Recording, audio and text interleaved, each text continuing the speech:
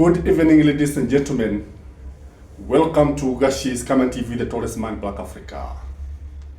As William Samoei Ruto concludes his tour in the mountain, safari yenye hatari, safari gumu, safari ambayo imepatana na mambo mengi sana ambayo yamemchogonoa rais pamoja na vikaragosi wake. There are some lessons that he's going to take home. Ladies and gentlemen, I want us to look at the lessons that William Samoei Ruto will carry after that tour of the mountain. And I strongly believe that William Samoei Ruto needs to change the strategy. A wise person looks and watch and hears what people are saying, and then do his recollection and correct where he has gone wrong. Ladies and gentlemen, these are the lessons. Lesson number one, that UDA is dead in the mountain. That UDA is buried. UDA is completely forgotten. And the people that were popular in Mount Kenya, the party that propelled the president to State House in 2022, is dead and forgotten. There is nobody in the mountain who can vie with William Samoei Ruto's party and win an election from the MCA all the way to the presidency. It is a painful lesson, though it is a reality. The number two lesson that William Samoei Ruto is going to carry home is that his foot soldiers are very, very unpopular. I want just to take just two. One is Kimani Ichung'wah. Wherever he was going, he was booed, heckled, jeered, humiliated. Kusema ukweli, aliozewa na kidagaa. In fact, yesterday I noted he was not even given a chance to address the people. Leo kapewa fursa ya kuongea na wakazi wa Kiambu, his home background, to address the people of Kiambu, where he comes from. And this is what happened to Kimani Ichung'wah. Watch here. Kimani Ichung'wah ambaye ni leader wetu wa majority.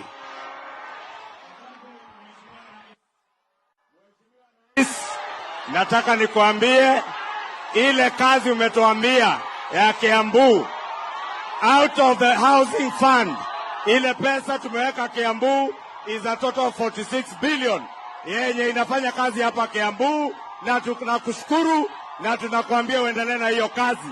Kazi ya kelele isikuweke uoga hata kidogo, sababu ile kazi tulikupea ni hiyo ya maendeleo. Asante, Mungu akubariki. Ladies and gentlemen, you agree with me that William Samoei Ruto has no foot soldiers. The people he has been trusting to sell his agenda to the people of the mountain are extremely unpopular. Nobody wants to listen to them. Nobody wants to go closer to them. Nobody wants to look at them. Na chochote ambacho wanasema, watu wanakiona kama kitu kibaya. Na kusema ukweli, rais itambidi atafute watu wengine ikiwa he wants to rescue his leadership. If William Samoei Ruto is going to win his second term, it will take a miracle. If it's going to depend on these kind of leaders, I can tell you that William Samoei Ruto should forget the presidency. I want again you to look at what happened to the women rep of Kiambu. That is Anne Wamuratha. Anne Wamuratha was not spared.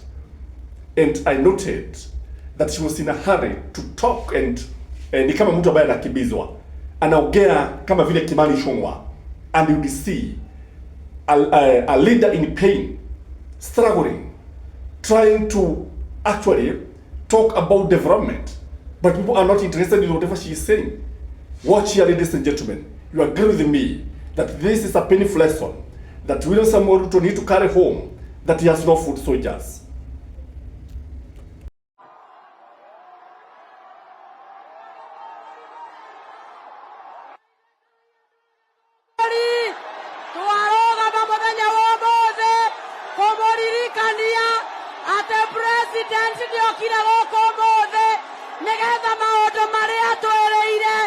matueke ma kuhinga na maundu maria tubangeire matueke ma gukinyanira na barabara citu ihingurwo tondu mahinda ma siasa ni mathiru no ni mahinda ma kuruta wira na twamuthaitha mweterere wira ucio reke thengio muno andu. Lesson number 2 that William Samoei Ruto must have carried home is that the people of the mountain are very much interested with Rigathi Gachagua. The people of the mountain have a lot of hope in the opposition.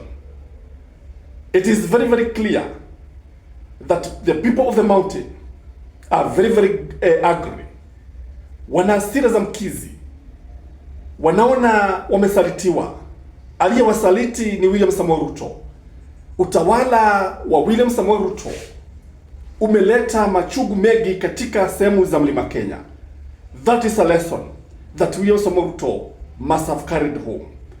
That unless he changes his strategy, people carries that blame of him filing and actually impeaching Rigathi Gachagua. They have not forgiven William Samoei Ruto. They have not forgiven UDA. Number 3, painful lesson to William Samoei Ruto is that the Gema nation is not listening to Kithure Kindiki. That Kithure Kindiki is unsellable in the mountain. Kuna watu wengi ambao wanamheshimu Kithure Kindiki Abraham, lakini hawamchukulii kama naibu wa rais ambaye anastahiki kuwa katika ule wadhifa. Wanaona kama mtu wa Yesa. In fact, when Kithure Kindiki was addressing the people, again, people showed a lot of indifference. Yani watu hakuonekana kana kwamba wanataka kumsikiliza. And Kithure Kindiki must have also learned this lesson, that he has a long way to go. William Samoei Ruto alijaribu pasi na mafanikio kuambia watu ya kwamba Kithure Kindiki ndiye ambaye watu wanampenda, ndiye hata yeye mwenyewe alimchagua na ndiye ambaye anapendelewa na bunge wengi. Lakini hayo watu hataki kusikia wala kuyaona. So it is a painful lesson about his deputy. The other thing is about the lies. That the government has been lying to the people. That the government has made so many promises. And people are watching. They are following each and every promise that was made by the UDA when they were campaigning. And the fact that watu kila wakati akiongea, utagesikia huku mashinani, ugesikia minong'ono ya watu, ugesikia vinywa vya watu vikinong'oneka vikisema ya kwamba anayosema rais ni uongo. Ladies and gentlemen, it is the reality. It is painful. And William Samoei Ruto, wherever he is, must have carried this lesson. The other issue about William Samoei Ruto and the lesson that he need to carry home is that people are not interested with politics. They are only interested with development. And I think it has been advised. People are fed up. And he tried to tell his close allies, wakiongea waongee tu kuhusu maendeleo. Lakini hata wakati ambapo walikuwa wanaonyesha kwamba kana kwamba wanazungumzia maendeleo, ukweli ni kwamba wananchi wanajua ukweli.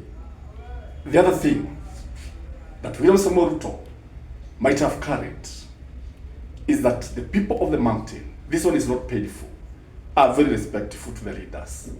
Although they do not agree with William Samoei Ruto, although they will vote him out, they still respect him as the president. But they don't love him as the president. They don't trust him as the president.